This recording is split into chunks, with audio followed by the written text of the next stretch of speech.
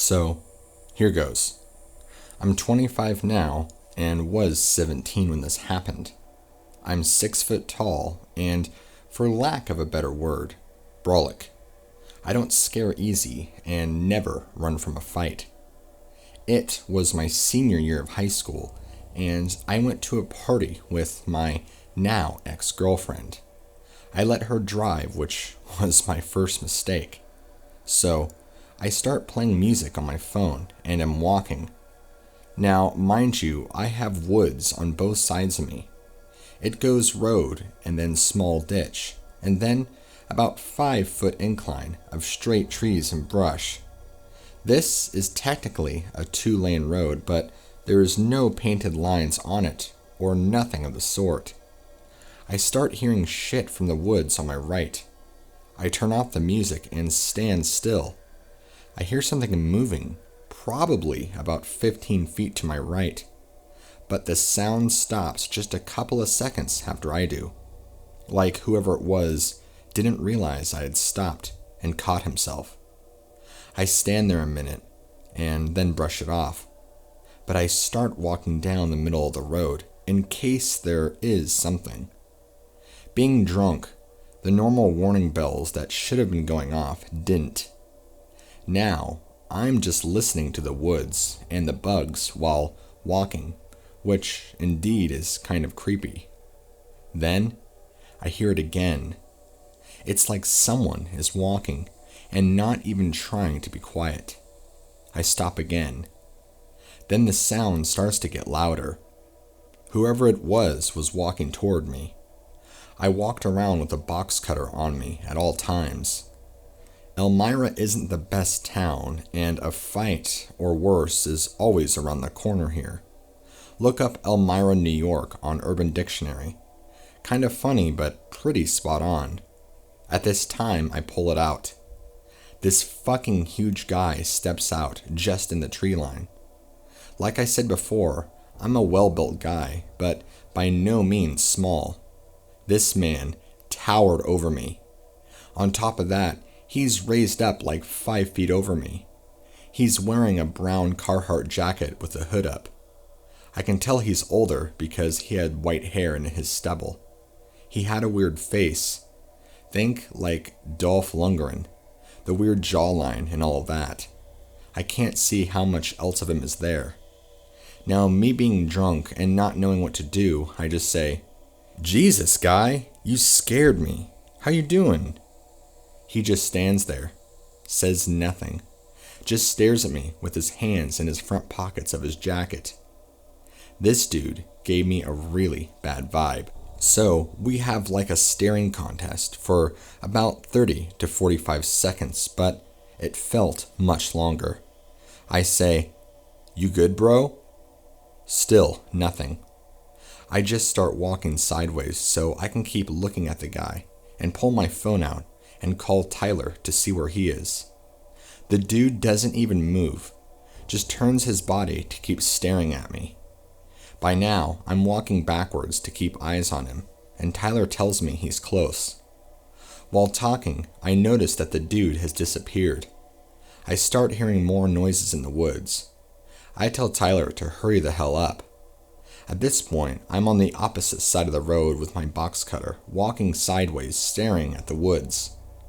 Tyler finally pulls up. I told him on the phone what's happening, and he gets out of the car, and everything is silent. So, we turn the flashlights on our phones and start looking up in the woods. We hear people talking, murmuring almost. Then, a shit load of noise. Like 5 to 10 people are breaking branches and shit just to get to us.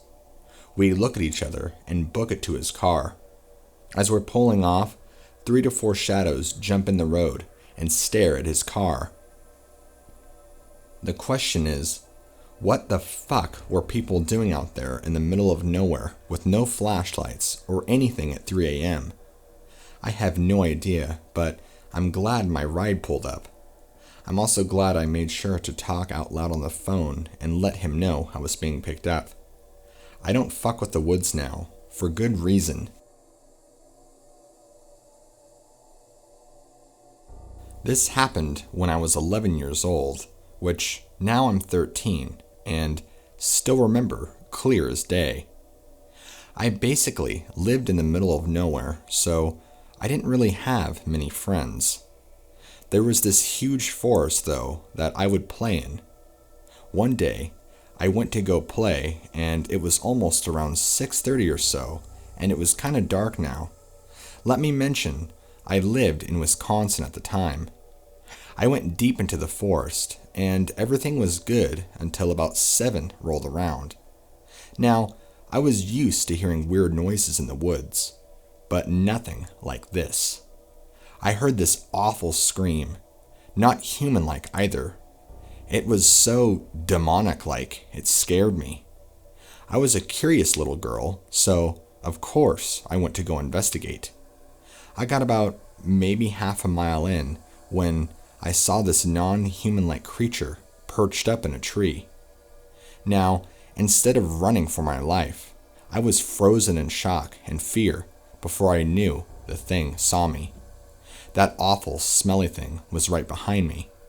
I just wanted to scream out for help, but I didn't.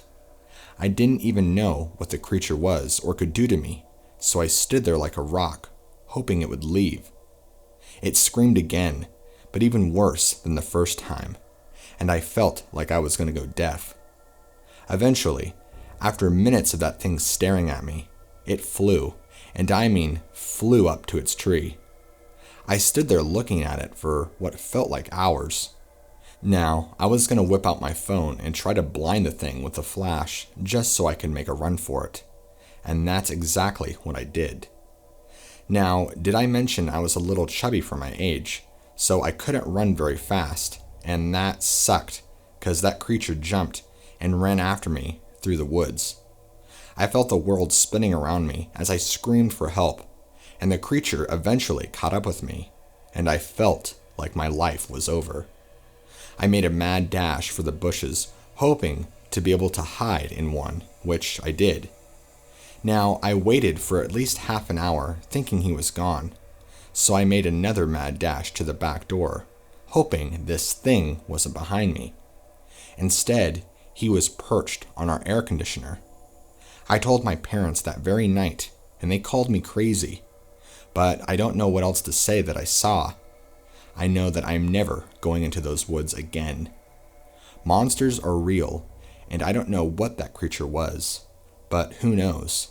Who knows what he would have done to me had he really gotten his hands on me? So creature, in the middle of nowhere, let's not meet again.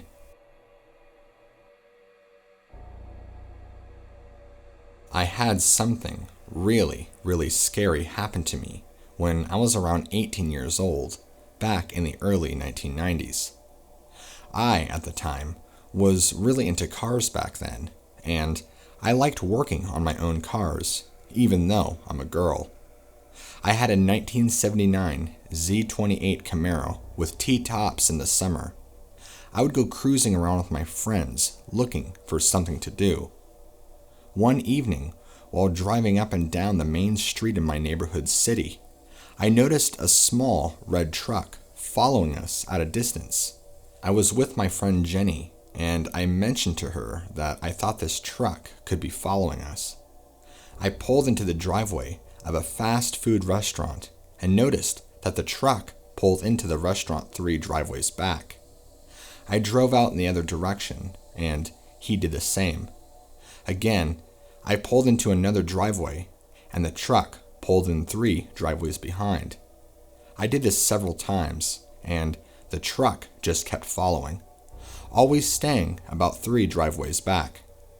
Jenny and I decided that we should just head towards home, which was about 30 minutes away. We thought that the driver of the truck would just give up and let us go, but he did not. He just kept following. It was now getting very late, and we were beginning to worry as the truck had now been following us for about half an hour. We did not want to go home and have him follow us there. I decided that the best thing to do would be to drive to the nearest police station. I told Jenny what I planned on doing, and to my horror, she grabbed the steering wheel and pulled it, causing the car to veer sharply right. "What the hell are you doing?" I screamed at her. "You're gonna make us crash." It was bad enough that I had to worry about the truck following us, but now I had to worry about my passenger freaking out and causing us to have an accident. "No, we can't go to the police," she insisted. It occurred to me right then that somehow she thought that this was our fault. That somehow, just by cruising around, she thought that we had done something to provoke this. I reluctantly drove away from the police station. We approached a bridge and we stopped by the red light on a one-way street. The truck was directly behind a car that was next to us. The car turned right, allowing the truck to pull forward. I looked over, and to my horror, this guy had stepped out of the truck and was standing next to the passenger side of my car, with no pants on, and he was masturbating. This guy didn't have his pants down around his ankles. As a matter of fact, he had none at all. I had the disturbing feeling that he probably didn't even have any with him the whole time that he had been following us. I hit the gas pedal and ran the red light going over the bridge. Somehow, my friend didn't see what the guy had been doing just outside of her window. When I told her, she just kept saying, "No way. How the hell did you not see that?" I asked her in disbelief. It occurred to us that this guy would likely rape us if he had the chance. I drove up and down a few one-way streets and back over the bridge and out into the country. He followed us for what seemed like forever until we were finally able to lose him, going really fast out in the middle of nowhere.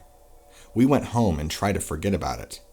For some reason, though, I never told my parents, and I'm not sure why. A few weeks later, I saw in the news that the police were looking for a guy in a small red truck. He was wanted for rape. They showed his picture, and it resembled the guy that had followed us. I thought that their description of the truck was a little different than the one we had seen, though, but maybe not. I always wondered if it was him. I'm just glad that we never had to find out.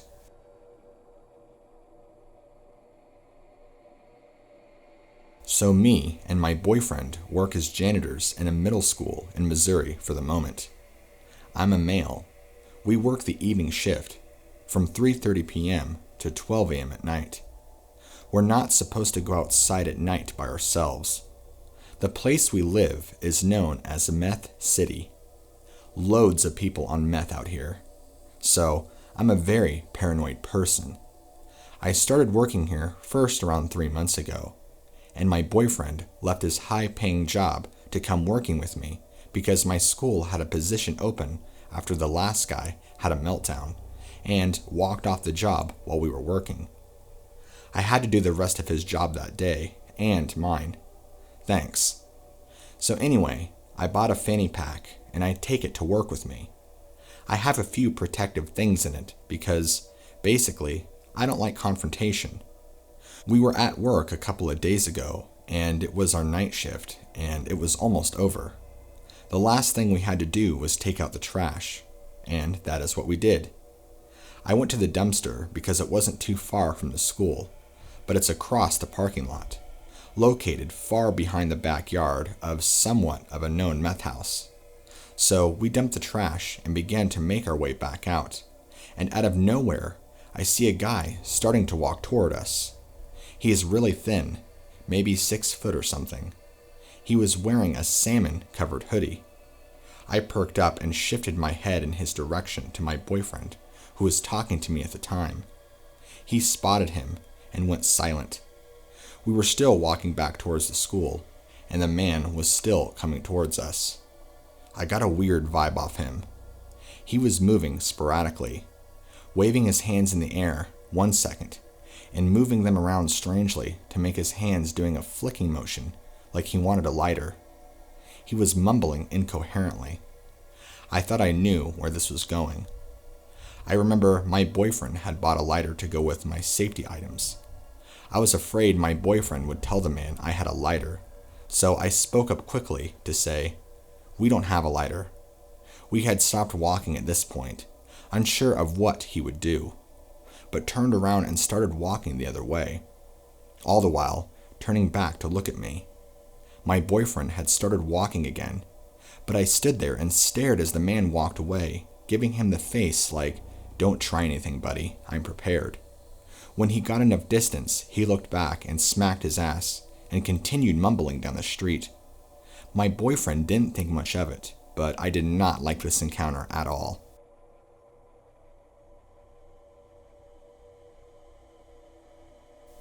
It was 5 o'clock in the morning, and I was tired as all hell.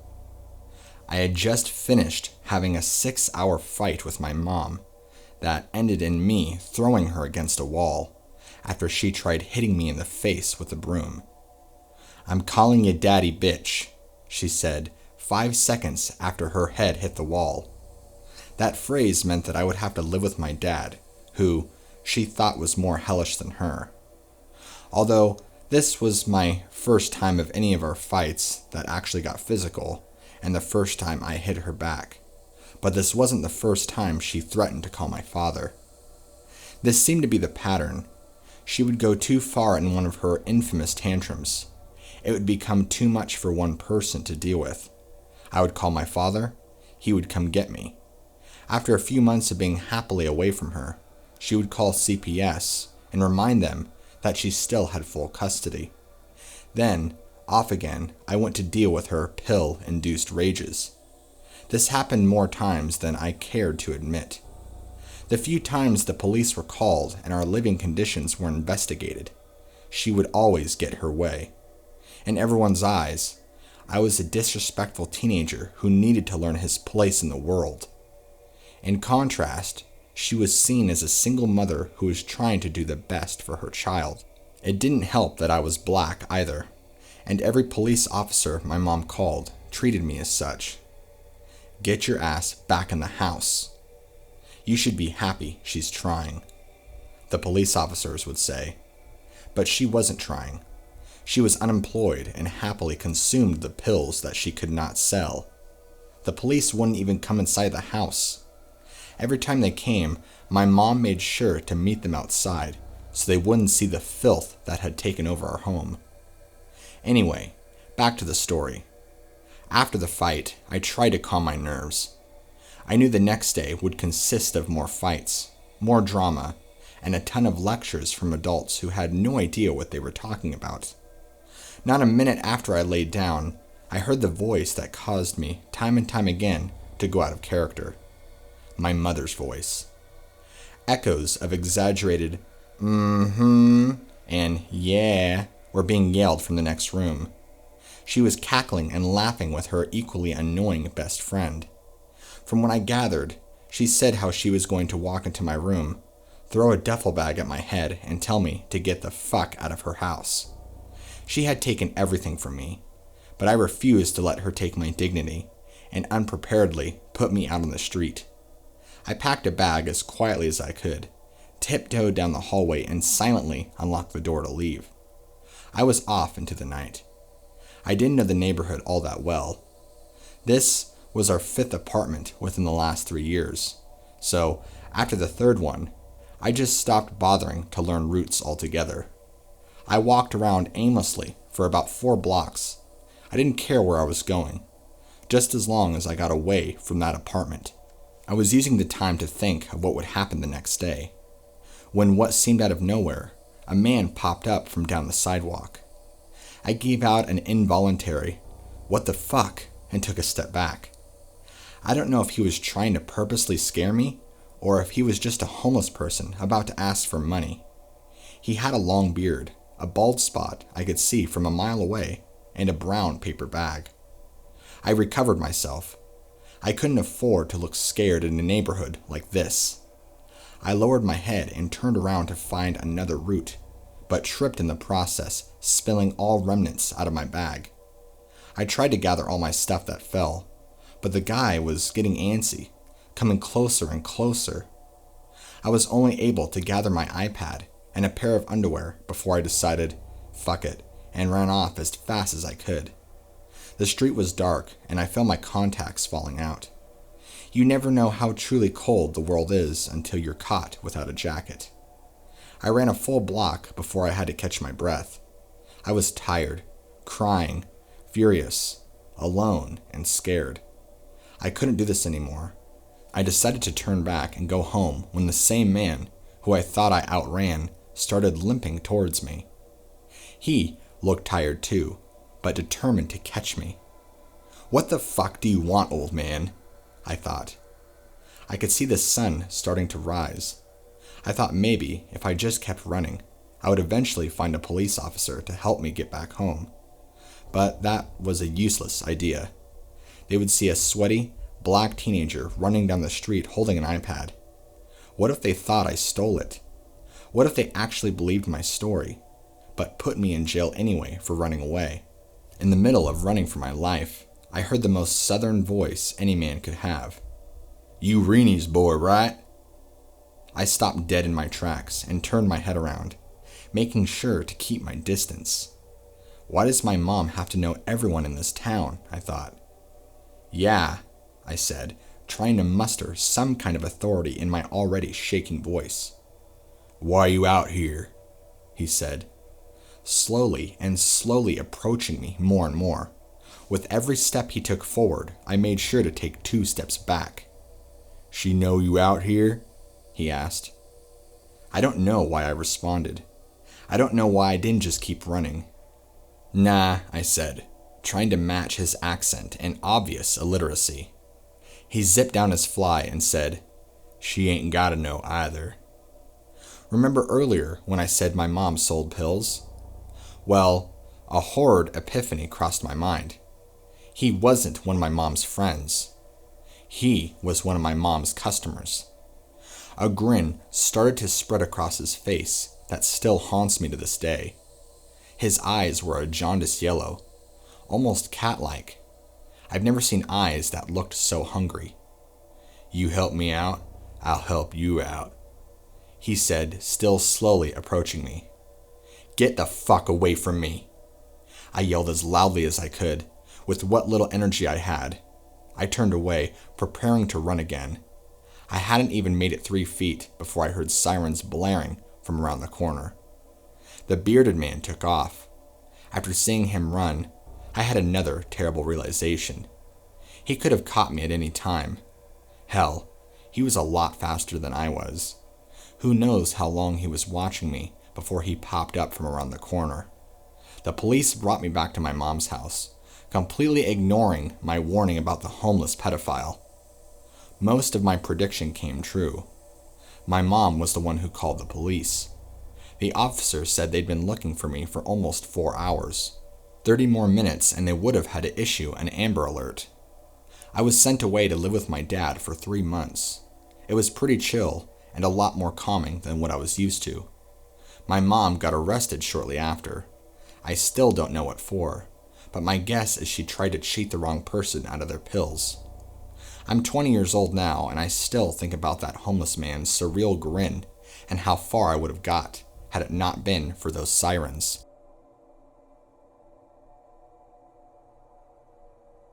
This is a true story that happened several years back when I was 13. This was a time when I was growing up in New York. We actually had a summer house on Cape Cod and spent every other weekend there. If we could, Cape Cod is a peninsula off the east coast of Massachusetts. It becomes very busy, even crowded during summertime. But during the winter season, it becomes a ghost town. The majority of houses in our area are owned as summer houses. So during winter, the houses are still there, but the people are not. In contrast to New York, there are only street lamps on the single main road in this town. The main road goes from town center to the beach. Aside from this road, all the others are very, very dark and black at night. Also, Cape Cod extends out into the Atlantic from the mainland, forming a bay called Cape Cod Bay. Not only can one watch the sunrise over the Atlantic, but can watch the sunset over Cape Cod Bay on any given clear day. Another effect of being surrounded by the ocean is that there is a very little man-made light at night. The stars are so clear that the Milky Way is clearly visible, spanning across the sky on clear nights.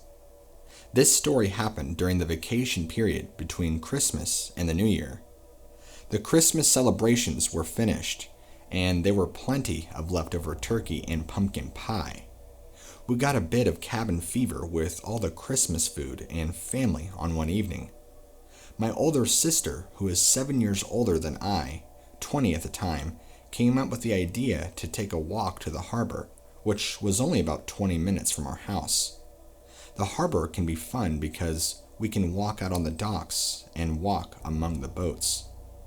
While I was a bit creeped out to walk around a deserted beach town on a cold winter night, I also thought it would be fun to get out of the house and maybe even be exciting. We headed out. Across the street from our classic Cape Cod cottage is a field with a forest at the other end. At nighttime, I would also have a little fear that there could be a psycho watching from the tall grass. Perhaps he would have an axe. But while it kept my nerves wary, I knew it was just my imagination. But still, icy wind blowing on tall grass is a perfect setting for some horrors.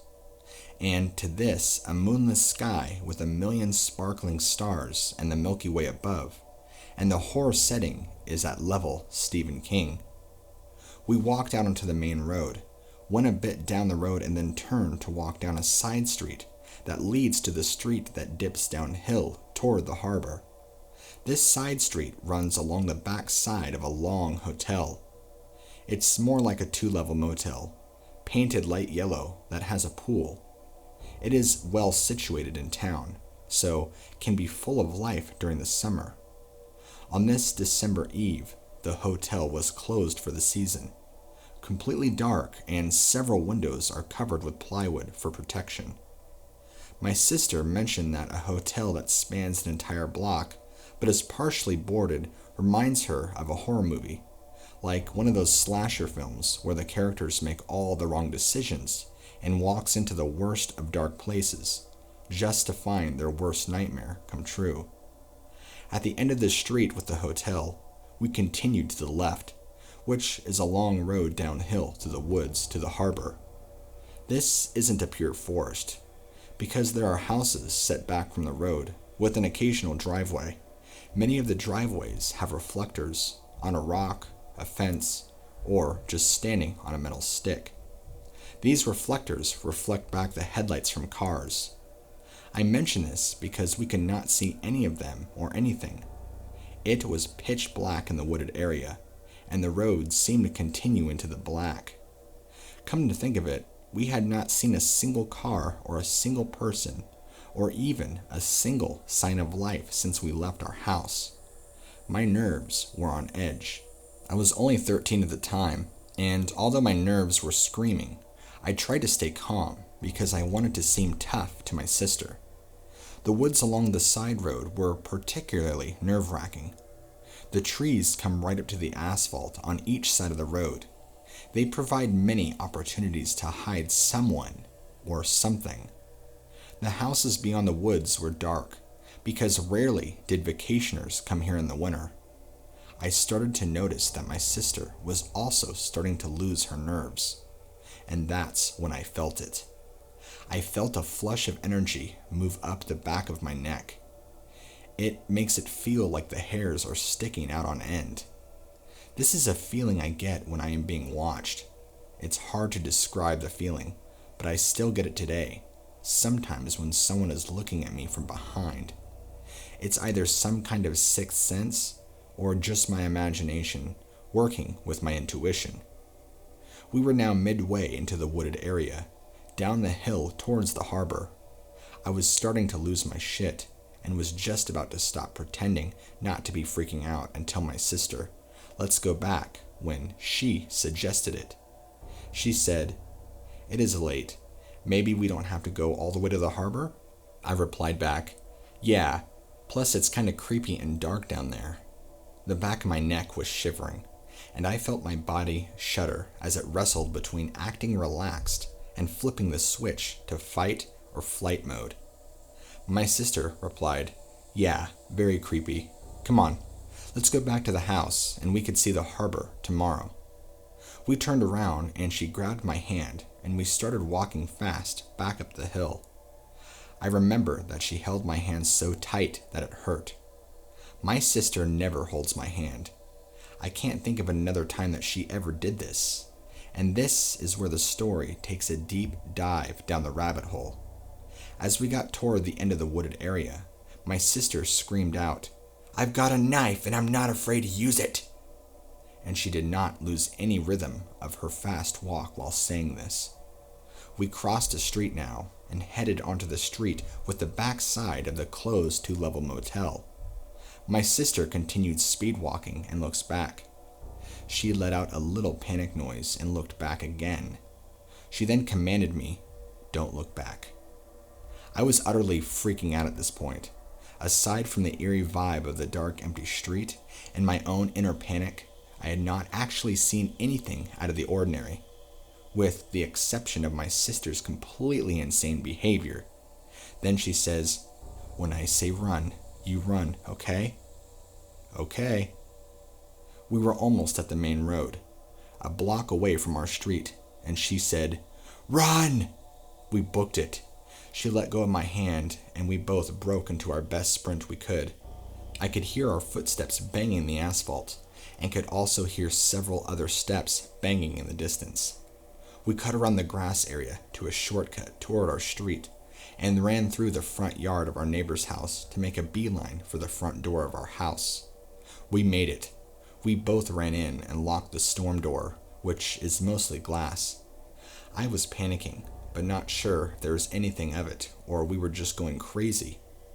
It was a strange transition from outside, which was terrifying, to inside the warm-lit house, which seemed safe. I was questioning what had just happened in my mind. I can sense that my sister was also questioning herself, whether there was even a threat, or we both just lost our minds out there. I asked my sister what she saw, and she said there was a man that was standing at the edge of one of the driveways. We walked right by him on the way back. She said that when we were behind the hotel, he crossed the street and was following us. She said he was looking right at us, and although we were walking very fast, he was gaining on us. She explained that it doesn't make sense that a man would be standing out there in the dark, wooded area by himself. Honestly, I really don't understand what happened that night. I'm not sure how much of what my sister said is true, if she was just saying things or not. One thing is for sure, I realized that I prefer walking to the harbor during the daylight.